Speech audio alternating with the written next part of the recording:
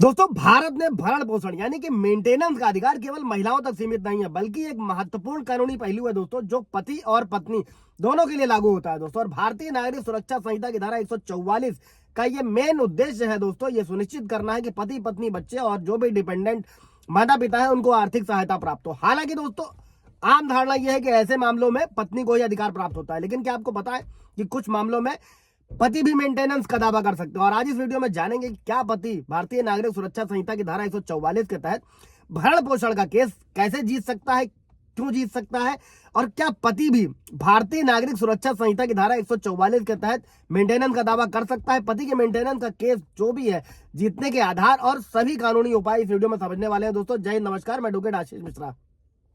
Like कर दीजिएगा, share कर दीजिएगा, सब्सक्राइब कर दीजिएगा ताकि इन्फॉर्मेशन और लोगों को मिल सके। दोस्तों, अभी बढ़ते हैं वीडियो की तरफ। कोई सवाल जवाब होगा कमेंट में पूछ लीजिएगा, क्लियर कर दिया जाएगा।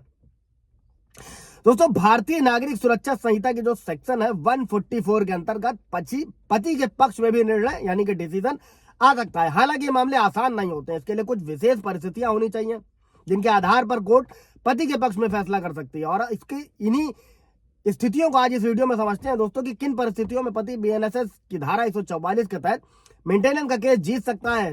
बढ़ते हैं दोस्तों वीडियो की तरफ। कि अगर किसी व्यक्ति की पत्नी बिना किसी सही कारण के अपने पति से अलग रह रही है, बिना किसी वाजिब कारण के पति से अलग रह रही है, जैसे कि पति द्वारा कोई क्रूरता, घरेलू हिंसा या गलत आचरण न किया गया, और कोर्ट पति के पक्ष में ऐसे मामले में फैसला कर सकती है। इस पर सुप्रीम कोर्ट का भी जजमेंट है, हाई कोर्ट के भी जजमेंट है कि बिना वजह पति से अलग रह रही पत्नी को मेंटेनेंस नहीं दिया जाना। और अगर पत्नी के पास में इसके अलावा कोई नौकरी है जिससे वो अपने खर्चे खुद उठा सकती है दोस्तों, तो कोर्ट पति को भरण पोषण देने से छूट दे सकती है। अगर पति कोर्ट के सामने ये साबित कर सकता है कि आर्थिक रूप से पत्नी का भरण पोषण करने के काबिल नहीं है, तो दोस्तों ऐसे में क्या होगा, जैसे कि बेरोजगारी के कारण या फिर कोई अनएम्प्लॉयमेंट है, इसके अलावा शारीरिक विकलांगता है यानी कि फिजिकल डिसेबिलिटी है, इसके कारण भी कोर्ट पत्नी के मेंटेनेंस के दावे को खारिज कर सकती है दोस्तों। और अगर पति का किसी अन्य पुरुष के साथ में अवैध संबंध है, इलीगल रिलेशनशिप है दोस्तों, साबित हो जाता है, अडल्ट्री में है, तो पति इस आधार पर भी मेंटेनेंस को खारिज कर सकता है। इस पर भी हाई कोर्ट के और सुप्रीम कोर्ट के जजमेंट है, पीछे वीडियो बनाया हुआ है,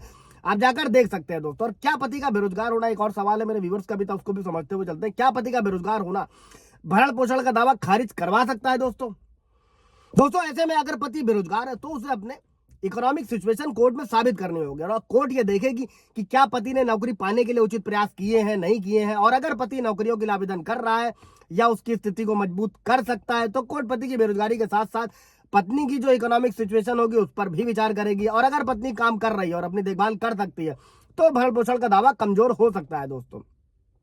और अगर पत्नी की इनकम है तो कोर्ट पति की बेरोजगारी को ज्यादा महत्व नहीं देगी दोस्तों, और कोर्ट ये तय करेगी अगर पति अपनी बेरोजगारी के कारण भरण पोषण में होने वाले खर्च का जो भुगतान है वो नहीं कर सकता है, तो ये उसके पक्ष में एक मजबूत तर्क यानी कि स्ट्रांग आर्ग्यूमेंट हो सकता है दोस्तों। लेकिन बशर्ते कि ये सब करने की जिम्मेदारी आपके वकील की होती है कोर्ट में। अभी आगे बढ़ते हैं दोस्तों, और मेंटेनेंस के दावे में क्या होता है दोस्तों, कि कोर्ट पति को अपने पक्ष में क्या क्या सबूत पेश करने चाहिए, इसको भी समझते हुए चलिएगा ताकि आप अपने केस को अच्छे तरीके से हैंडल कर सके दोस्तों। सबसे पहले तो किसी मित्र या परिवार के सदस्य का बयान, स्टेटमेंट जो इस बात को साबित कर सके कि पत्नी ने पति को बिना कारण छोड़ा है। छोड़ने के जो समय की तारीख है, कारण को सबूत के रूप में इस्तेमाल किया जा सकता है। उनके बीच जो बातचीत हुई है उसके रिकॉर्डिंग, ईमेल या संदेश काम आ सकते हैं। बहुत सारे लोगों का कहना है कि रिकॉर्डिंग अमान्य है दोस्तों, वो एक अलग पहलू है, ये एक अलग पहलू है। इस पर पूरा ब्रीफ वीडियो है, जाकर देख सकते हैं कि काम आ सकते हैं कि नहीं आ सकते।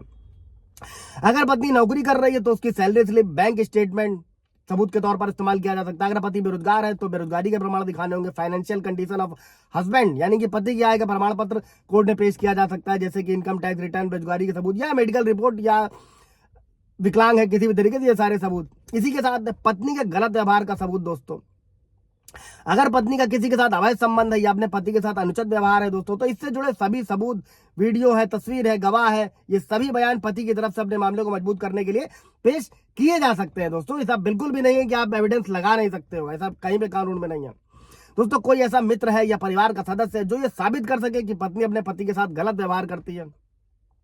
इसी के साथ में बच्चे की देखभाल की जिम्मेदारियां और उसकी आवश्यकता को साबित करने के लिए बच्चे के स्कूल के दस्तावेज या मेडिकल रिकॉर्ड दिखाकर भी किया जा सकता है। इसके साथ में दोस्तों स्टेटमेंट ऑफ विटनेस, ऐसे गवाहों की सहायता जरूर लीजिए जो पति के दावे को समर्थन कर सके। और ये गवाह परिवार के सदस्य, दोस्त, कलीग्स यानी कि सहकर्मी भी हो सकते हैं। उन सभी बातों और सबूतों को इकट्ठा कर पति को क्या करना चाहिए, अपनी स्थिति को कोर्ट में मजबूती से पेश करना चाहिए दोस्तों, ताकि वो मेंटेनेंस को खारिज करवा सके ऐसी झूठी कंडीशंस में। कोई सवाल जवाब होगा पूछिएगा। Thank you.